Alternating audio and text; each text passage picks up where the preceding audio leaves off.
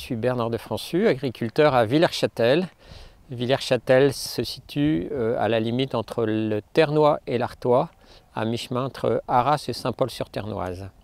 Un territoire où autrefois il y avait essentiellement de l'élevage, c'est progressivement devenu de la polyculture élevage et maintenant on est quasiment en culture et en grande culture. Pour ma part, je cultive du blé, des betteraves avec Téréos, le blé avec Unéal. Je fais du lin textile avec Opalin. Je fais des petits pois de conserve avec Copavril et enfin des pommes de terre avec McCain. Autre particularité, je ne laboure plus depuis plus de 30 ans, ce qui me fait avoir des sols de bonne qualité et qui m'assure des rendements en progression constante. Alors j'ai surtout commencé à planter parce que je subissais depuis 7-8 ans de plus en plus des problèmes d'érosion.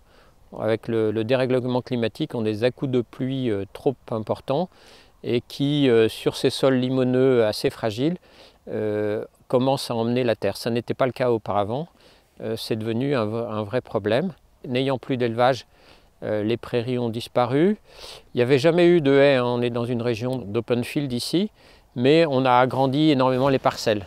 Là où il y a une parcelle aujourd'hui, il y en avait 10 auparavant, ce qui fait qu'on a énormément perdu en biodiversité. Et je suis ornithologue amateur et ça me perturbe beaucoup de voir de moins en moins de vie dans cette plaine.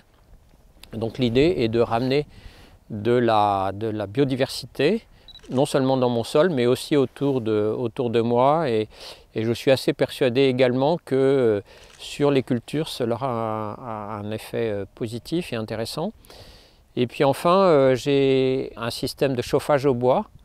Donc le bois énergie me permet d'économiser du fioul. Je n'ai pas encore tout à fait ma ressource, mais plus je plante, plus j'en aurai.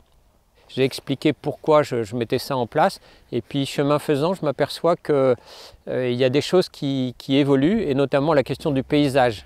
Je m'aperçois que petit à petit, je suis en train d'influer sur le paysage de ce territoire. On a aujourd'hui des vues sur ce territoire qui avant était un peu désertique. Et bien, on commence à avoir des vues intéressantes avec ces haies basses, avec des haies plus hautes, avec des arbres seuls. On commence à faire aussi des alignements d'arbres.